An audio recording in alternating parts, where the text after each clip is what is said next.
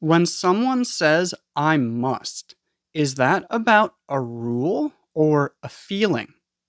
Well, it depends how they are using it. I'm Teacher Mike, and today we're learning the main ways that we use the word must in English. First things first, we sometimes use must when something feels very important to us personally. It's not about rules, it's not about laws, it's not about what someone else wants us to do, it's only about how we feel. For example, I must finish this today. In their mind, finishing it today feels very important. Or, I must improve my English. Again, this is not about a rule, a law, or an expectation. It just shows that improving my English is something that I really care about.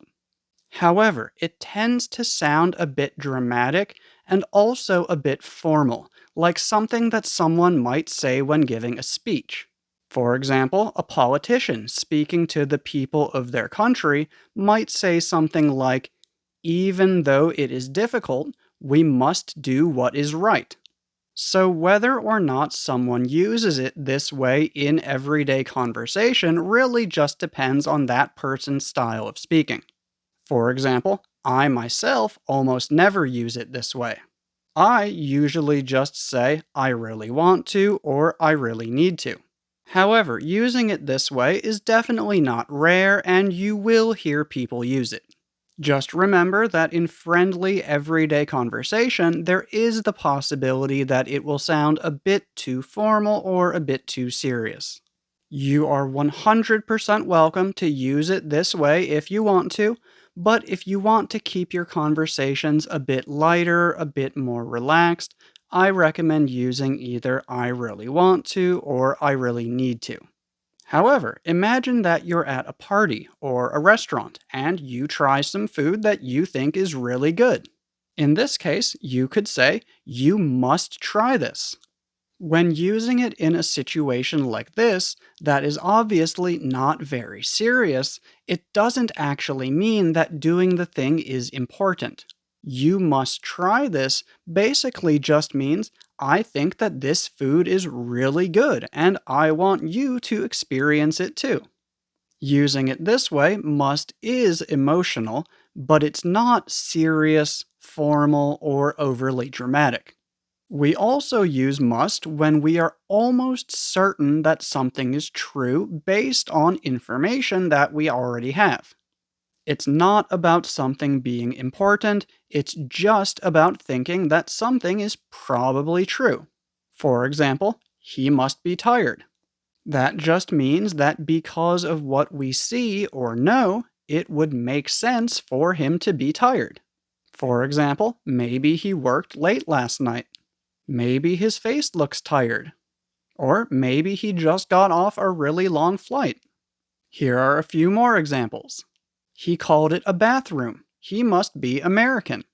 They're not here yet. There must be a lot of traffic.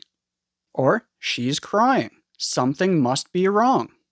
Again, in these sentences, must means I'm not 100% sure, but I am almost 100% sure. And this use of must is very common in everyday conversation and doesn't sound formal the way that the previous one does. So this one I do use often. We also use must to talk about rules and requirements, especially in formal writing such as contracts, policies, and signs. For example, visitors must check in at reception. Work areas must be kept clean. Or seatbelts must be worn at all times. In these examples, must sound serious, formal, and official. It basically means this is really important and you need to do it. If you don't do it, there will be a problem. And although this way of using it is very common in formal writing, it's not so common in everyday conversation. In conversation, most people usually use either have to or need to. And now we also need to talk about the negative form of must, which is must not or mustn't. Because although it's generally very simple, there is one part that tends to confuse people. When talking about our feelings, must not basically means that we really don't want something to happen, and we're probably going to try very hard to make sure that it doesn't happen. For example, I must not forget to call him. And just like the positive use of must for talking about feelings, this one also sounds way too formal to me, and I would never actually say it. But some people do, and that's fine. The second way that we talked about using must was for something that we are almost certain is true based on information that we already have. Here, it just means that we are almost certain that something is not true.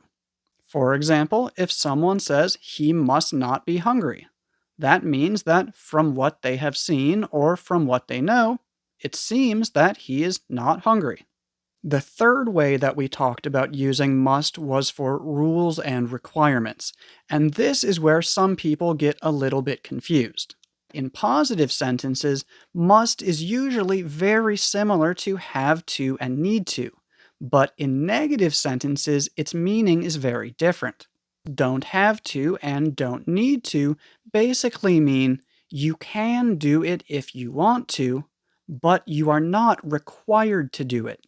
For example, I don't have to get up early tomorrow. That basically means that it's not necessary for me to get up early tomorrow. So if I don't want to get up early, that's fine. I can sleep as long as I want.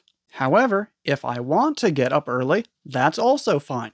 But when we use must not to talk about rules and requirements, this means that something is forbidden, which basically means not allowed, but it sounds a bit more serious. So while you don't need to talk to him means that talking to him is not necessary, you must not talk to him basically means don't talk to him. You might also be wondering about the past form of must, and there isn't one. When talking about strong personal feelings in the past, we usually just use had to. For example, I felt like I had to say something. And for rules and requirements, we usually also use had to. For example, when I worked in a hotel, I had to wear a tie every day. But when talking about being very certain about something in the past, we usually use must have and the third form of the verb. For example, he's not here. He must have gone home early.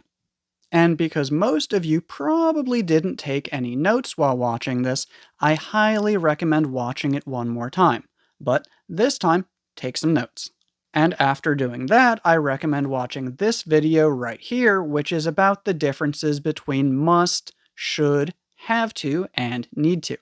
Thanks for watching, and if you haven't already, please don't forget to subscribe to this channel.